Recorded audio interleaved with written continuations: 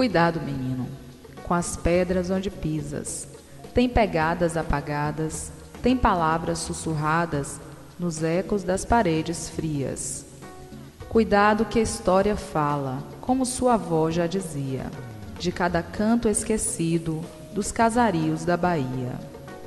No solar onde é moda, o turista que visita e chora de emoção e alegria. Você, menino, é vizinho e entoa, lá das pedras da Gamboa, a revolução que até hoje ecoa, a revolução do seu dia a dia. Não é à toa que dois mundos se encontram nas pedras da Gamboa e da Contorno.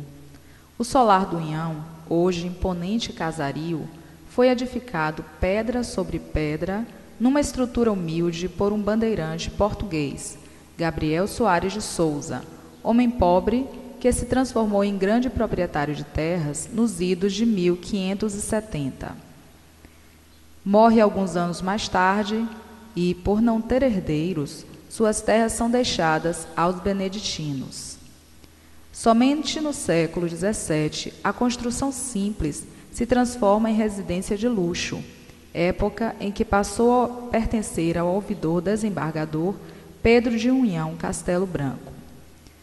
Por volta do ano de 1700, José Pires de Carvalho e Albuquerque, fidalgo da Casa Real e aristocrata do açúcar, compra a luxuosa residência e determina que ela não poderia ser dividida ou vendida, passando para o filho mais velho com a morte do dono.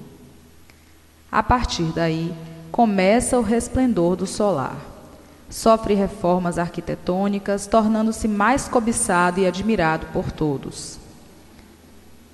O conjunto do solar era do mesmo estilo dos engenhos de açúcar, com casa grande, capela e senzala. Possuía também fonte, armazém e embarcadouro. No final do século XVIII, quando morre seu proprietário, o solar passa a pertencer a seu filho mais velho, Antônio Joaquim Pires de Carvalho e Albuquerque, visconde da Torre de Garcia Dávila. Porém, este não teve interesse de morar no palacete. Então, resolve arrendá-lo a um empresário suíço, Auguste Frédéric de Meuron, que o transforma numa fábrica de rapé, modificando bastante sua estrutura interna. Com a morte do visconde, em 1853, sua filha torna-se proprietária do já decadente solar do Unhão. Em 1917, o solar é vendido a Clemente Pinto de Oliveira Mendes. Em 1928, o solar foi comprado por Valeriano Porfírio de Souza, que promoveu modificações, desta vez com o nome Trapiche Santa Luzia. Ainda no século XX, o solar é vendido para o Estado e nos anos 40 é tombado pelo IPHAN, Instituto do Patrimônio Histórico e Artístico Nacional. Com o tombamento veio o abandono e a degradação, que perduraram por muitos anos. Foram realizadas algumas restaurações em 1946, com obras de estabilização, conservação e limpeza. Não fosse pela mobilização da sociedade baiana, capitaneada pela imprensa, a estrutura do solar teria sido profundamente alterada na década de 60, quando da construção da Avenida Contorno. O projeto inicial previa a construção de uma pista que passaria entre o casarão e a capela, exigindo o sacrifício da fonte e do aqueduto.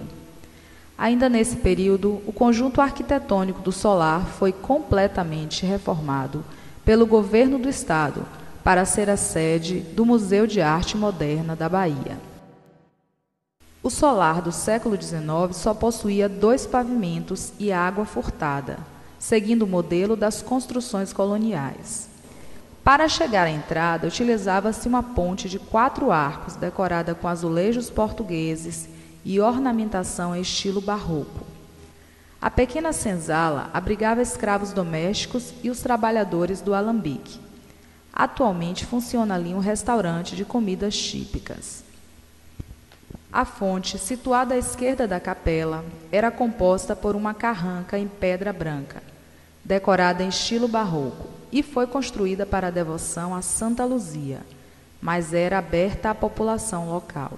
Na década de 70, ela desapareceu e em seu lugar há um oratório a Santa Luzia.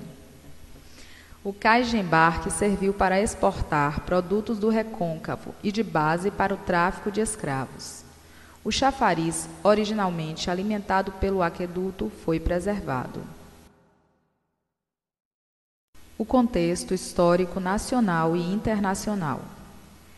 Nos fins do século XVIII, a cidade do Salvador possuía um grande contingente populacional, contando 78% de afrodescendentes e africanos que viviam subjugados por uma minoria branca de portugueses e brasileiros.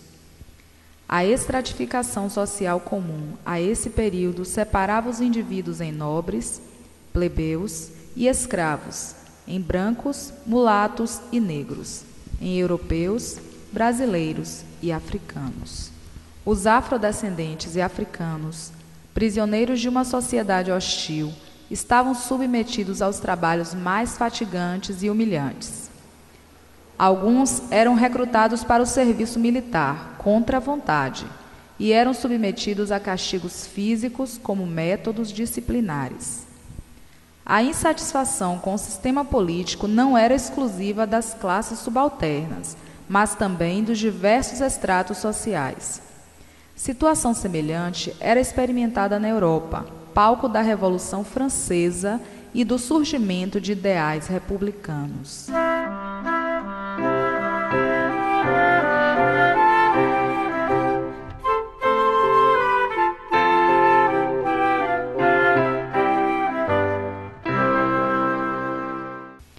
Esses ventos de mudança chegavam às costas brasileiras através de jornais, embora com certo atraso, e de estudantes brasileiros que retornavam encharcados de pensamentos revolucionários.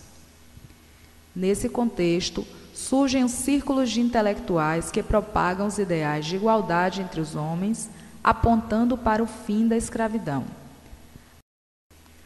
A conspiração dos alfaiates, também chamada de Revolta dos Búzios ou de Revolta das Argolinhas, recebe essas denominações porque seus participantes, muitos deles alfaiates, traziam um búzio preso à pulseira ou uma argola na orelha para facilitar a identificação. Esse movimento teve profundas raízes populares e levou ao cadafalso 4 mártires. Negros, mulatos, escravos e libertos, soldados e artesãos participaram do movimento, tido por alguns como a primeira revolução social brasileira.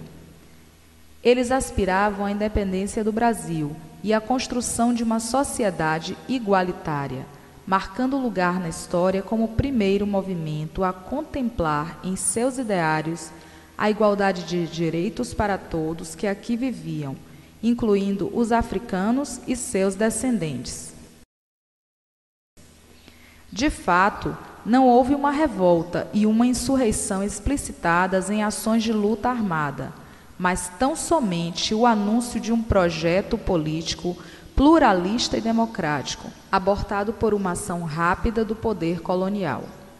O governador da cidade, Dom Fernando José, investiga os boletins e consegue chegar a alguns suspeitos que são logo presos e interrogados. Os revoltosos, com receio da cascata de prisões, precipitam a ação revolucionária em 25 de agosto de 1798, mas são surpreendidos com a baixa adesão ao movimento. 49 pessoas são presas no campo do Dique do Desterro.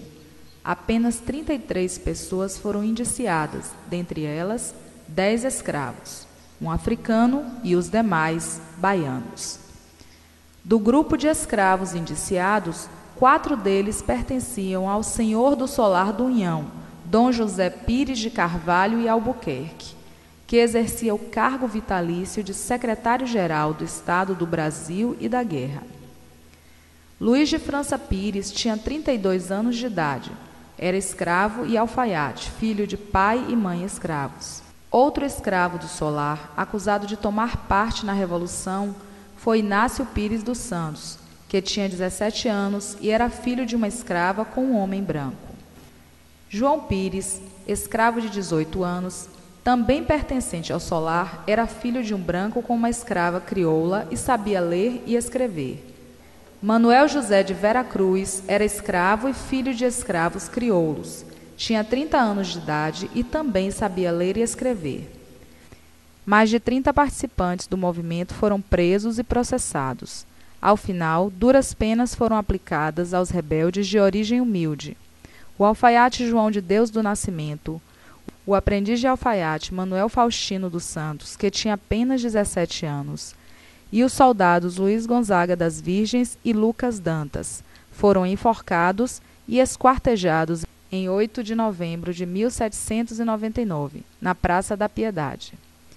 Outros implicados receberam penas menores. A repressão do governo colonial era extremamente impiedosa e cruel, principalmente em relação aos mais humildes. Pretendia, com isso, manter a exploração do sistema colonial.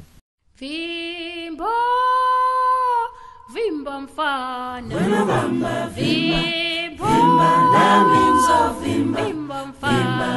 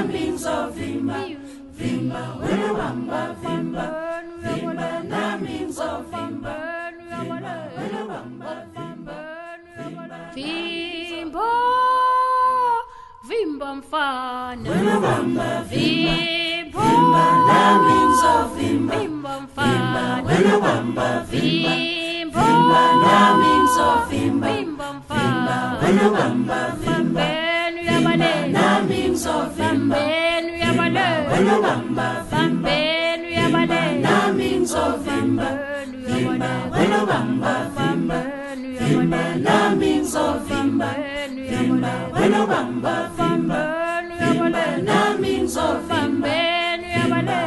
vambenu yabale, vambenu yabale,